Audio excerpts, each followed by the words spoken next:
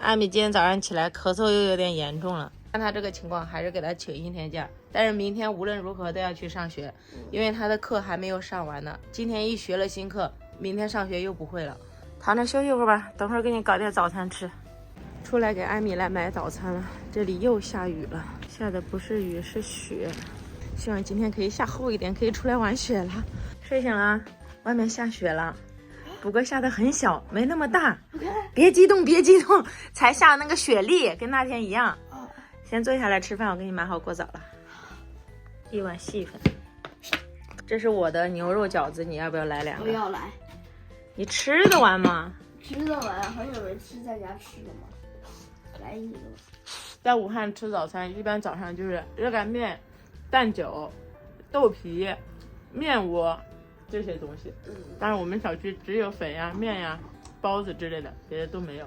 下次等艾米好了，我们出去让你们见识见识武汉的早餐，特别丰富。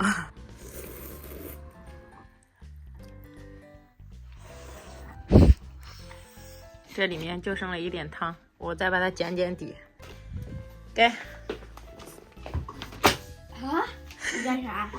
给你弄的语文的这个状元大课堂，这个是卷子，那个是要读的阅读。本来想在家里可以好好休息一下，不去上学了，没想到你在家里给我布置这么多。在家里也不能落下学习啊，写吧。这些不就简简单单吗？简单。艾米连线从来不用尺子，你看画的扭曲扭巴的。你干啥呢？哎，松！艾米，你看，什么鬼？谁搞的？他咬的，我从他嘴里抢过来的。拿铁，拿铁，做完事儿就想跑是吧？我要让你给我赔钱。拿铁就交给你，任打任骂随便。不行，你是他的第2个主人，你得给他赔。你有没有搞清楚，你是他第1个主人？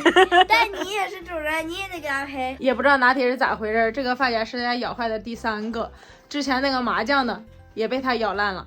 这个丑八怪的2个眼睛也是出自拿铁的杰作。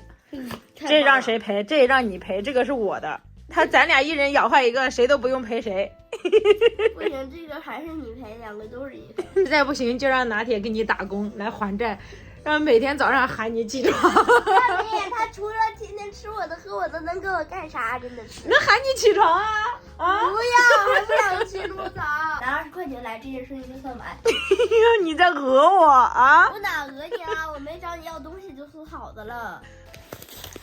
扯不清你了，那给你，你都掉钱眼里了啊！拿铁，走，不跟他玩了，走，我们走。